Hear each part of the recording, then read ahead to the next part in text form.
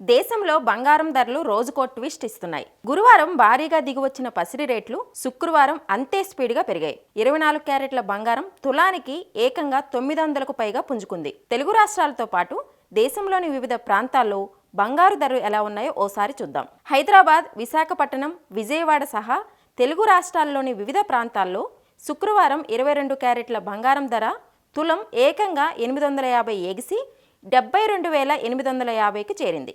24 క్యారెట్ల బంగారం కూడా భారీగా 910 రూపాయలు పెరిగి 79,470 రూపాయలకి తాకింది. బెంగళూరు, చెన్నై, ముంబై ప్రాంతాల్లోనూ ఇదే స్థాయిలో ధరలు బగ్గుమన్నాయి. మరోవైపు దేశ రాజధాని ఢిల్లీలోనూ శుక్రవారం బంగారం ధరలు బాగా ఎగిసిపడ్డాయి. 22 క్యారెట్ల బంగారంపై 850 రూపాయలు పెరిగి 73,000 అయింది.